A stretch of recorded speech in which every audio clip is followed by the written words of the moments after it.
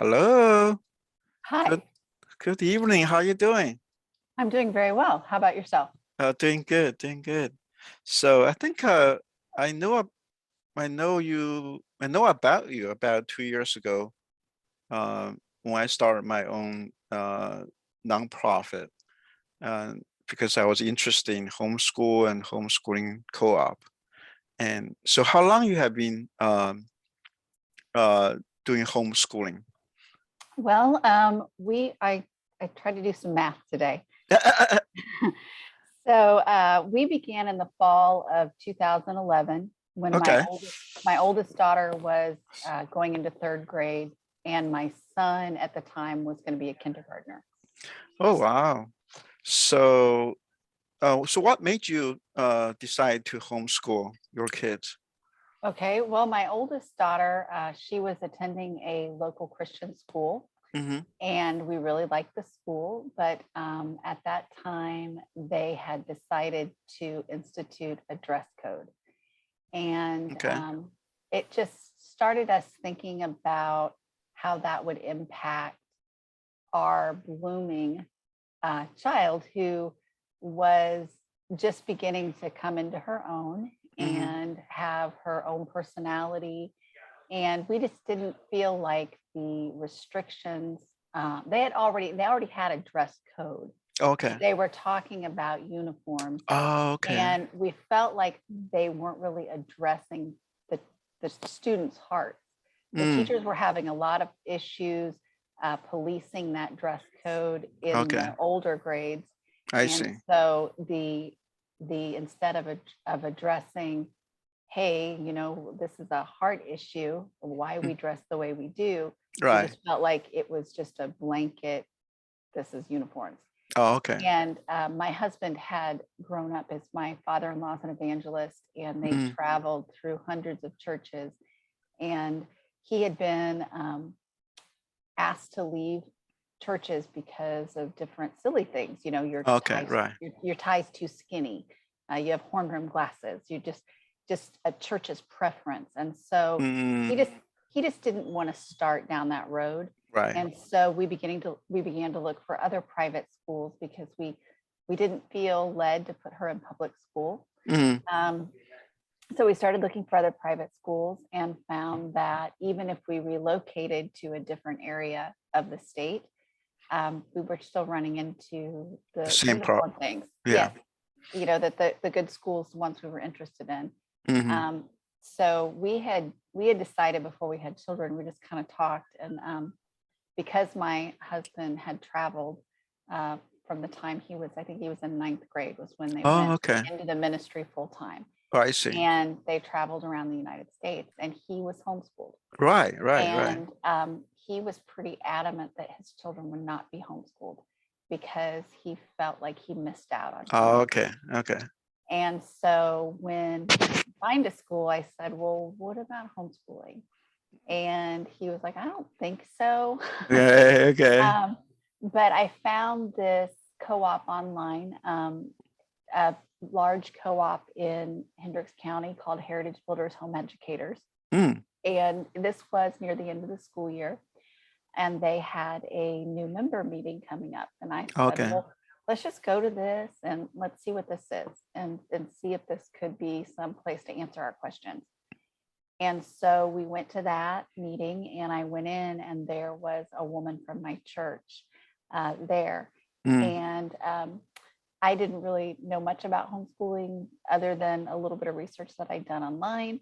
right. And so I said to this woman, I said, well, how long have you been a member? And she said, well, I've been part of Heritage Builders pretty much since its inception.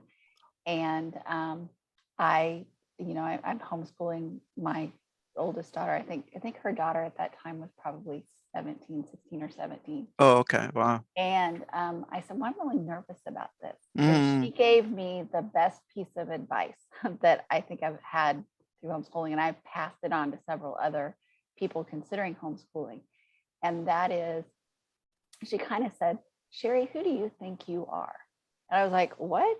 She's like, do you really think that you can mess up God's plan for your children? She said, do you think God would allow you to to just mess up their lives, because that was what I was really concerned about. I'm like, Right, well, right, if I do this and I may make all these mistakes, right, and right. what if I ruin my children's education? Mm, And her point was that if I really trusted God, and if I was really praying and following his lead in what we did in our homeschool, then my children were going to be just fine, because they were right in his will. And I'm not more powerful than God. I right, right. cannot mess up his plan for my Yeah. kids' lives. Mm-hmm. And so I was like, okay, well, maybe we should do this. And so Mm, that co-op, I'm now on the board of that co-op. We have over 100 families, mm. and it's a social co-op. It's activity driven. To be a member, you have to host an event, and Okay. so that's where my kids get socials. They get gym classes. They get art classes. They get to tour museums and Okay. different things. And so with 100 families, there's easily over 100 events through the school year that they could Oh, take wow. part in if they wanted Okay. to. And so we started doing that when Truly was in 3rd grade. So when you say And hosting an event, what does that entail? well, so each member family has to coordinate an event. And so, for example, later this month, I also have a kindergartner. Well, she's a 1st grade now. She's a 1st grader now. Mm. And for her age group, I'm having a happy birthday Jesus party in December. And the way it works is it's almost like you're doing an online registration. And so once a semester, you look at the events on the calendar and you sign your family up. And if Okay. there's a fee, you send that into our treasurers, Okay. and they'll take care of paying the venues and things like that. Oh, okay. And so we have this birthday party coming up. And so I have 20 kids coming to our house, and we're going to do a craft, and we'll probably read the nativity. Typically, this is the 3rd year I've done this party. So we'll act out the nativity, we'll sing some carols, we'll make some cookies. That's cool. It's just kind of like a party. Like Okay. Okay. think Okay. that, that people think that homeschoolers miss out on things, and you don't have to. You join with other homeschool families and give your kids these same experiences with like-minded families. So that's the large co-op that we've been a part of since 3rd grade. What's that called? The co-op? It's called Heritage Builders Home Educators. Okay, Heritage Builders. Yes, Home Educators. Builders, Home Educators. Yes, I like that. And we go by the initials HBHE. HBHE. Yeah. Yes. Yeah. And then in 7th grade, another mom realized that she was having some kind of not issues, but she wanted a little bit more in-depth science classes for her kids than she could provide. And so she found a teacher, and for a small nominal fee, we met together once a week, and we started with just a science class. Oh, okay. And that was, I think, I wrote down the dates here. It was in 2015. Oh, okay. That's when we started that. I see. And that is a much smaller co-op. And that's actually the one that I have you teach a geometry class for us. Oh, so that's a different co-op? Yes, yes. Oh, so we're part of 2. So this other co-op that we're a part of, that you help us with geometry, is called Parecia Academy. And this co-op, like I said, started with one science class. My oldest daughter was in 7th grade at that time. It was a science class for 7th and 8th graders. And it went so well for those first 2 years that we thought, well, maybe we should expand this a little bit. And at the time, I wasn't a coordinator for that at all. I just had a student. And it was actually a woman by the name of Julie Hoovner, and Julie Hoovner and Melissa Sawyer started this. And it's a whole family co-op. So we have classes for kindergarten to 12th grade. Okay. And we also have a nursery. and a little bit of preschool things. Oh, wow. And this is unlike Heritage Builders, where you can pick and choose what you want. You can sign up depending on the age of your kids. It might be a drop and go, or you might have to stay. This co-op meets once a week, and we do classes for our high schoolers. Those are replacement classes. So they're coming once a week, and our teachers are kicking off their week and giving them assignments for the week. Middle school classes can be replacement if that's what the parent chooses. And then our elementary classes and younger, those are mostly just enrichment classes. Oh, okay. So we choose the curriculum, and we require that a parent from each family stay the whole day, and they're in charge of their kids. Okay. And so we are pooling our resources. Typically, we don't hire a teacher unless it's something that's outside of our skill set. Right, So we use you for geometry because you're a little bit better at that than I really enjoy teaching that class. Okay. Yeah. What's that called? That co-op? It's called Paresia Academy, and How do you spell that? It is PARRESIA.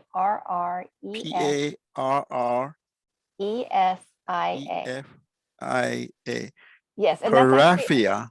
It's Paresia, and it is a Greek word found in the book of Acts, and it was used to describe the boldness of the disciples. I like that. That's what we want to instill in our students. Okay. Build their character. We want them to have the boldness to share Christ with others. Wonderful. And how many members in this co-op? We have 14 families. We have, I believe, 56 people on a Tuesday. And so we, like I said, I never know from year to year who we're going to have. Families come in, families stay, families leave. Like I said, Julie and Melissa started that in 2015, and then Julie graduated her children. Melissa moved on to other things, and so now I coordinate it. I see. And cool. So I graduated our oldest daughter last year, and then like I said, our youngest is a first grader. So this is our 11th year of homeschooling, and if I keep doing it till Ruby May, my youngest, graduates, I will have homeschooled for 23 years.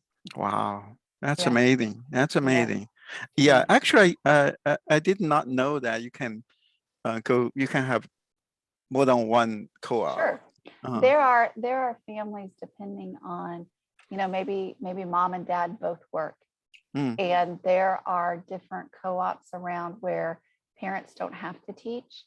There are co-ops that meet once a week. There are co-ops that meet twice a week. There are some co-ops that meet 3 times a week. They have these hybrid situations to just help families be able to school their kids.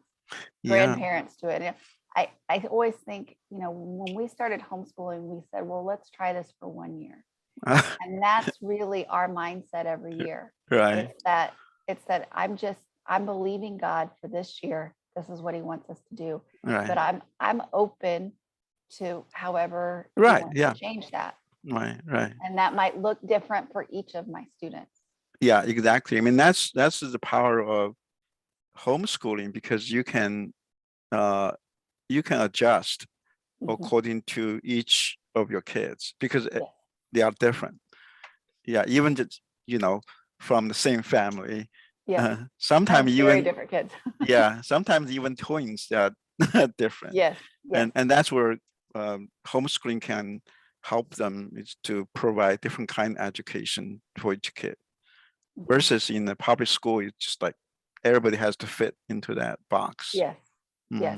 And the great thing about homeschooling, and even if you're part of a co-op, smaller class sizes, mom can help, mom or dad or grandma or your neighbor, whoever is your homeschooling teacher for that, they can stop with these kids when they don't get a concept, and we can park there. And we can keep going over it until we get it. At the same time, if we've got it, we don't have to spend 3 weeks on it waiting for we just keep moving on. To catch up. Exactly. Yeah, I mean, and also learning in a way, the natural learning is very nonlinear. It's not just like each week you learn this much. Mhm. Sometimes you learn a lot. Sometimes you just don't want to learn. I mean, Yeah. yeah. Oh, Sometimes like your mind just not in it. So that's how, yeah. When like in my case, I pretty much just uh taught myself, kind of self-taught. I mean, once I be able to read and write, and I just kind of on my own. So that way I can, sometimes I can spend a whole day doing just math. Sometimes I spend a whole day doing, read books, and that you can do it, but not yeah. in the school setting. And Right. what I found, I taught high school math for 7 years. I mean, some part I enjoying it, some part I don't enjoy it. And the biggest complaint, I think problem we have is that uh, we have this, first of all, math standard from the state definitely do not make sense. They are so fragmented, and Mhm. it puts so much things into it. You really don't have time to go in depth in any of those. Mhm. Um, but homeschool, you don't have to base on that. And that's the nice thing about Indiana. It's really up to the parents. Yes. I mean, the parents have the choice of the curriculums and textbooks and all that. And you don't have to follow the state standard. Correct. Yeah, but as a school, you have to. I Yeah. mean, if you want to get accredited with the state.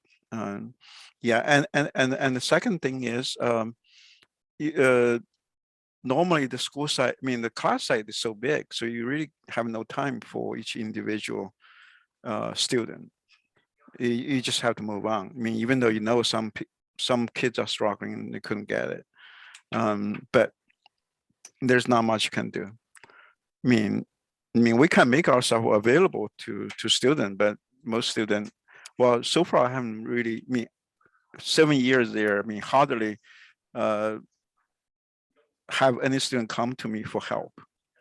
I mean, they just move on, and also the textbook is written in such a way that even though they don't understand this chapter, you can move on to the next chapter. So they are not really building on top of each other, and so that's still something I'm trying to figure out is why is that? Uh, why we have such standard? Why, I mean, who is setting those standard, and who decide that kind of standard is the right thing to do? Well, but anyway, as a teacher, you don't have much choice. But as a parent, yes, um, definitely we have that. So what's your experience with curriculums? Like, how do you find your curriculum? How do you find the textbooks? Well, so personally, I chose for my family a curriculum called My Father's World. Okay. And that was because I had my oldest daughter is 2.5 years older than my son. Mm, And once, when we started homeschooling, she was in third grade. And I just wanted at first to give her a year of just de-stress. mm, This is not a school classroom. right. I was still working part-time at that time. I was a K-4 teacher, Okay. and my bosses let me just I only worked till noon, and my Mm. husband would homeschool the kids in the morning. Oh, okay. He would do a biblical worldview class with our little ones, Mm, and some assignments that I would give them, some worksheets, and then I would come home in the afternoon and we would do science experiments and things like that. okay. Um, but I wanted to be really relaxed, and so I loved the Little House on the Prairie books Mm, when I was young. And there is a book called The Prairie Primer, and they take Little House storybooks, and you spend a year reading through those books, and your science experiments and your history and your English, it's all based off of what's going on in that particular book you're reading. And ah, so, the Little House books are primarily about the Ingalls family. And so you looked at where they traveled as they traveled mm, across the plains.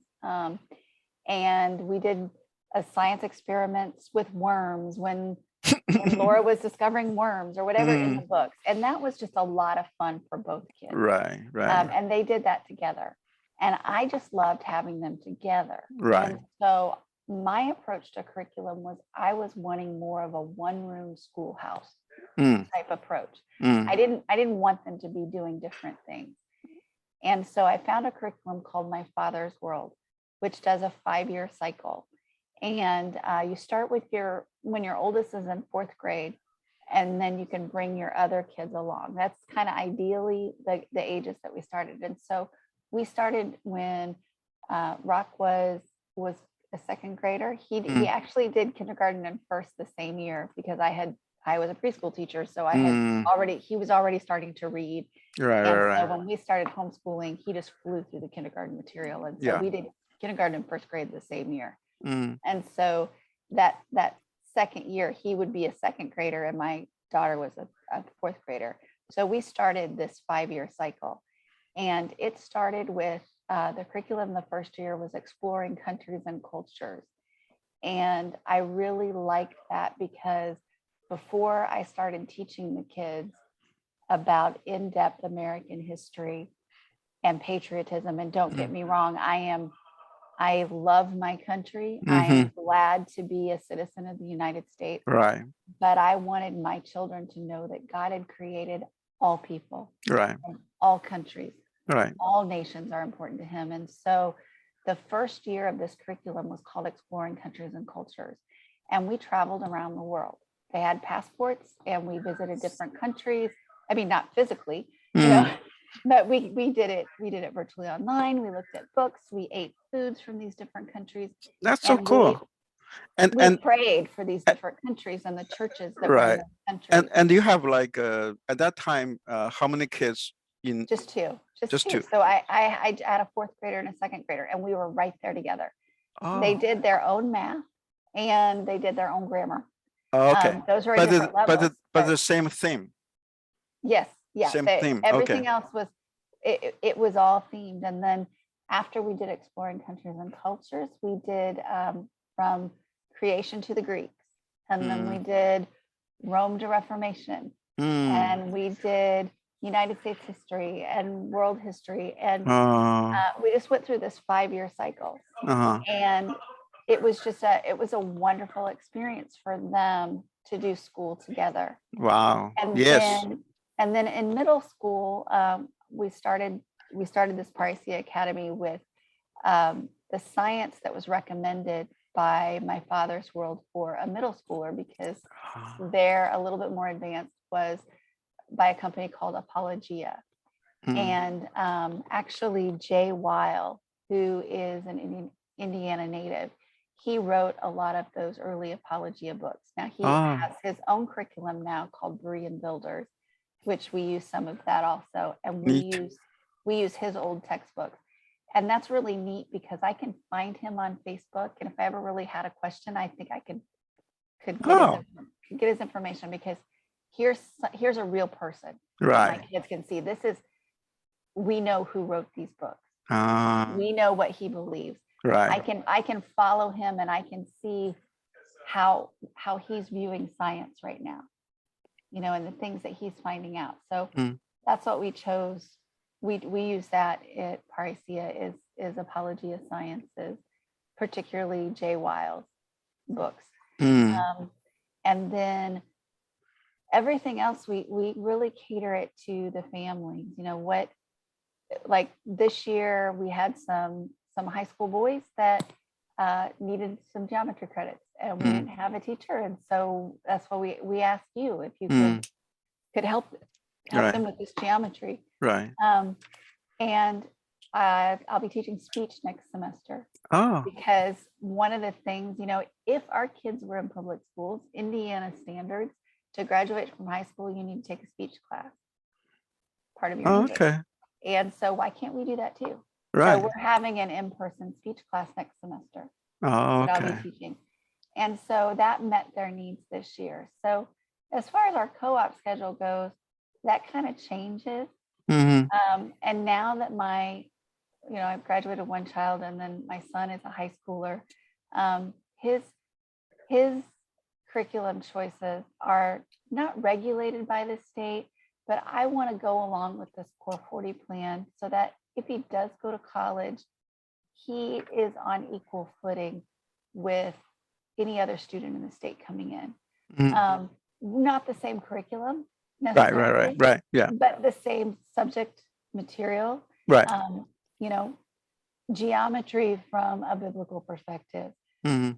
science from a biblical worldview, Right. Yeah. history. You know, those are the lenses that, you know, you got glasses on right now, and you see things through your glasses, and with a worldview, we all see things through how we're trained. Well, Right. I want my children's education to be geared through a biblical Right. perspective. Yeah. I want, Yeah, that's and what I also want. right, and also when they get to college, uh, they have that Yes. uh, to be, I mean, have the training, have the knowledge to be able to counter whatever the professors their worldview. Yeah. And well, like you had mentioned that you learned a lot of things on your own. Mm, That homeschoolers oftentimes do learn a lot of things on their right, own. And that really helps them, whether they're going on to college to, you know, be a student there.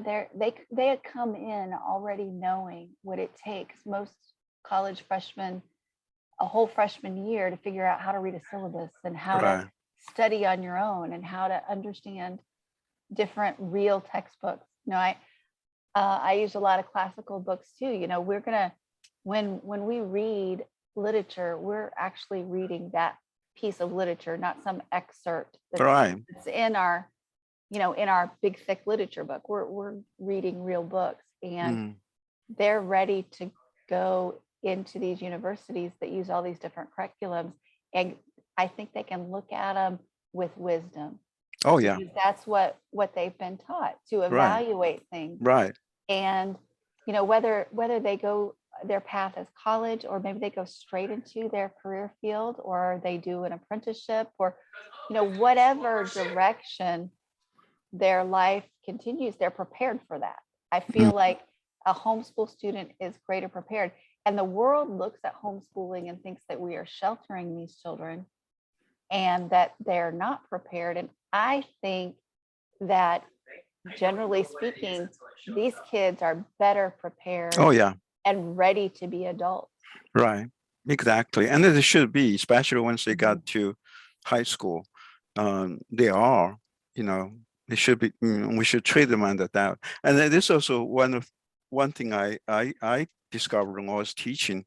Uh, I found that most kids can learn on their own, except that, but the way the school was structured, the way the curriculum and textbooks, that we basically have to spoon fed them.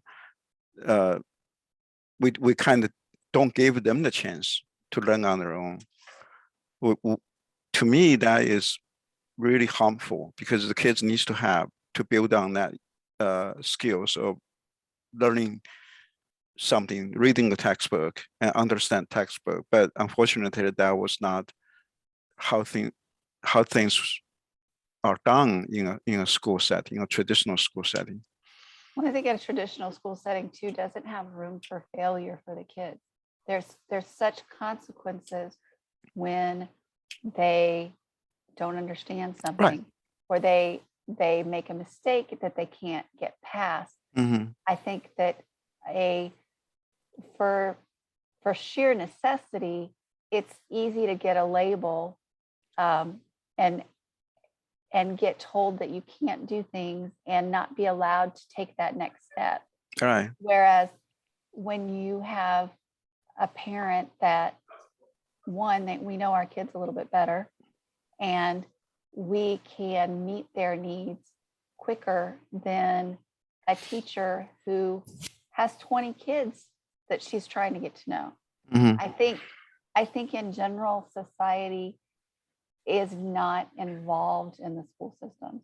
Mm-hmm. You know, I think the public school systems would be so much better with greater parent Right. involvement. And I like to see that now, that it seems like parents are stepping up and realizing that, hey, I need to have a foot in here. I need to know Right. what's going on. Yeah. And that benefits the child Right. because now they've got somebody that's kind of their cheerleader, that's their advocate, that they don't have when they're going into that building all by themselves.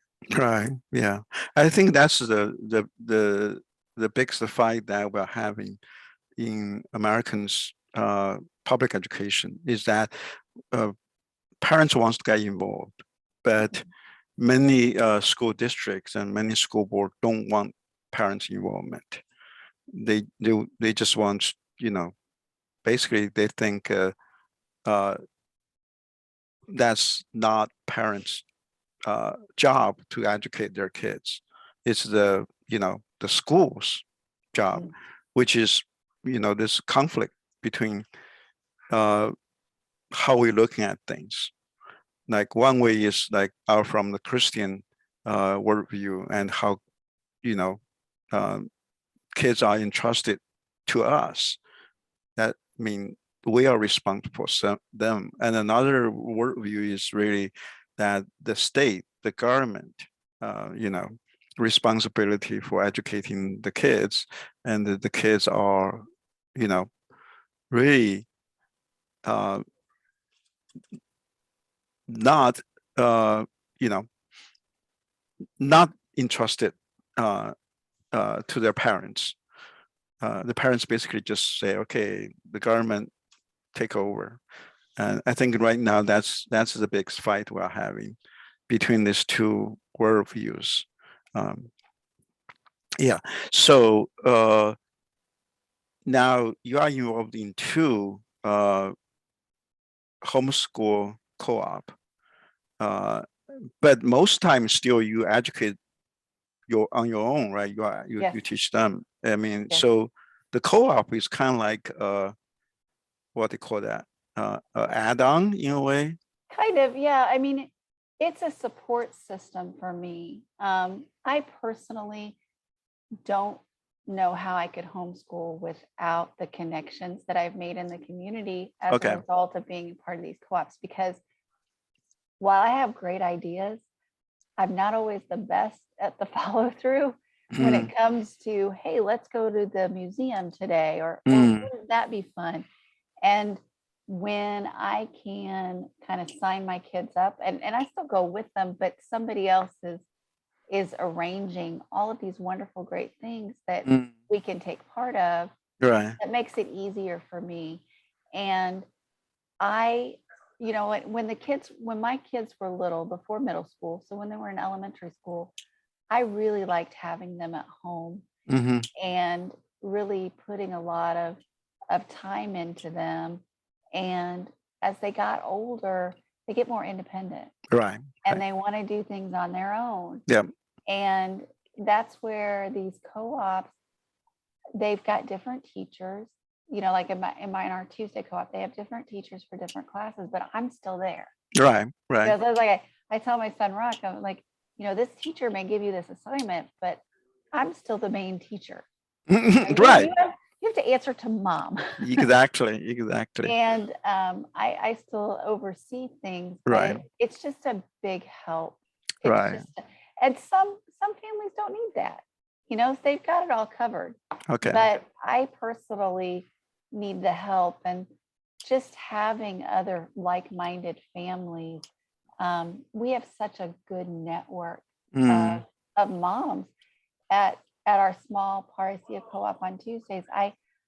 I've got 14 women, together, 13 other women besides myself that are mm, in different stages of homeschooling. If I can be a sounding board for these other moms, I can be there when they're having a bad day, right. and I Right. can encourage them, and at the same time they encourage me. Right. And we've got one mom who doesn't, she just comes and teaches because she loves our kids. She's already graduated all of her kids. Mm, And what a great resource she is. right. Right. She's already walked down the path. And so, we have brand new moms, and we have experienced moms, and we have everything in Mm, between. And I really like the co-op for that part of it. And there's so many different styles out there. Like I said, there's drop and go co-op where you don't have to teach. You pay a fee, you pay teachers. Oh, really? Kinda like, yeah. My Rock actually is involved in yet another co-op, which is a drop and go situation where we pay Oh, teachers. And so he's taking physics mhm. from at this other co-op on Tuesday afternoons, and we pay that teacher. Okay. But and it's a classroom, you know, so it's just like there's just so many different things out there Wow. that you can do. So how do you find those co-ops? Well, the Heritage Builders, our social co-op, our activity-driven co-op, event-driven co-op, that's been a really big help to me because Okay. there are so many families, mostly from the West Side, that you find out, well, what do you do? How do you get this need met? And Ah, it's just okay. a word of mouth thing. Right. Another great research is the Indiana Association of Homeschooler Educators. Right. Yep. You know, That's a that great, the yeah. state organization, Mm-hmm. they list on their website, you can find co-ops in your area that have chosen to be on there. Most city areas have co-ops, both secular and Christian. Mm-hmm. It's just a matter of we've so many resources with social media now Right. that you can type a question in different groups and you'll get an Yeah. answer that Right. Yeah. 5-10 different things. Mm-hmm. In the old days when they first started Heritage Builders, these moms would meet at the park with these legal pads, and that was how they did signups. They were like, okay, we've got 10 legal pads, we've got 10 events. You walk up and you sign up on the legal pad. Now we have this great software. We are Right. an email-based group. You go to our website and you choose what you want, you sign up, and we communicate that way. Right. It's just a really great time to be homeschooling. Yeah. And also you have a community, right? You have the support Yes. from the community, Yes. which is Yes. very, very very, very helpful. Yes. Oh. And we represent over 60 churches that are part of this large homeschool group. So Okay. we all have a basic agreement with our statement of faith, but then we have all different denominations, Right. and it's just a glimpse of some of the things that heaven can be like. Right. It's amazing. We all come from all these different backgrounds, but Right. we are focused on educating our kids. Right. Exactly. Wow. That is so neat. Well, thank you very, very much. You're And welcome. yeah, I really, I think I want to help parents who are thinking of putting their kids out of public school and they're thinking about homeschool. And a lot of times they just don't know what to do. I mean, in my case, I homeschooled my sons because he was not, he didn't have the education he needed. So actually it was his school counselor when he was in I think junior sophomore years, he was starting to get bad grade, and we know that he shouldn't have that. So we went to the school counselor, and we found out the reason he got bad grades because he didn't bother to turn in homework. But he did great on all the tests. I mean, he aced all the tests, but he didn't turn in the homework, so therefore he got bad grades. And so at the meeting, his counselor said that we should take him out and homeschool because that's her word that my son already know more than his teachers, I mean, in term math and physics and those kind of things. Yeah, he's a pretty smart kid. So that's how we start our homeschool. At first, we have no idea. And then Yeah, we just kind of figured out on our own, but it turns out actually it's not that hard. It's No. just like before that you can, in a way, you think, oh, I'm qualified to teach. Um, like you said, that will my kids miss out on something like that? But he did fine. Yeah. Yeah, and also we give him the flexibility that he doesn't have to go through, uh, anything he knows.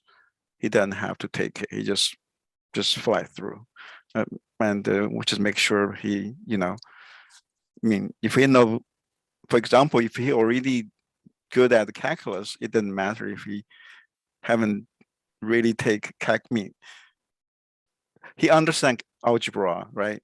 All that. He just never but he can jump to calculus. And so so if we can do calculus, he's fine with algebra.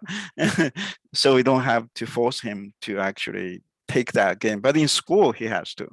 Yeah. But in homeschool setting, um, he doesn't have to go through that, because then each person is different, and as parents, we understand our kids. And to me, what I appreciate is the time that we got spent together. I think to you, right, all the homeschool parents, and that is precious, is like you got to spend time with them, and you see how their struggles, so that anything, when they have to make decisions, they will come to you. I mean, you have that connection, you have the communication channel, which is not the case for many people in the school, in traditional, either public or private school. Mhm. Yeah, and one thing which was shocked me, and one reason that I think homeschool is better, if people the best way for kids is that I asked my senior class one year. I just asked them if they have to make a very important decision. I mean, we're talking about life-changing decision. Who are they going to talk to? And of the whole class, only one student said she's going to talk to her mom. Most of them just said to my best friend. That to me is pretty sad. I mean, what do you mean? What's your friend know, right? You are the same age. None of them have that experience. You should ask your parents, but they just don't have that relationship. So they don't want to bring that to their parents. And there is a kind of one thing I see at the high school level is that once kids into high school, most parents just somehow just like hands off. They are not involved. Like when you have like a parents teacher meeting, you can see the difference. The elementary school teachers, you have a lot of parents going to see elementary school teachers. You have seen on the middle school teachers, but if you're high school math teacher, nobody come to you. Yeah, high school teachers are pretty kind of lonely doing those events. Yeah, it just kind of shouldn't be the case, because parents needs to, and especially in the teenager years, they really need parents' guidance and advice. Yeah. Well, thank you so much. Thank you so much. I really enjoy teaching the class. I hope they enjoy it too. I think so. Yeah, that's good. And there's one thing I found is that it's one thing I'm trying to do is trying to go back to the classic ways of teaching math instead of today's way of teaching math. So that's how I can teaching geometry is based on Euclidean geometry, is really help them to understand how the system get built up, and how to be able to have the skills to prove something is true. And that is very, very important skill. Yeah. Well, thank you so much. You're welcome. Yeah, I know it's kind of late for you. Well, sorry. All right. Yeah, but I'm sure we'll talk more. Okay. Yeah. Okay. All righty. Thank you. Bye. Bye. Bye.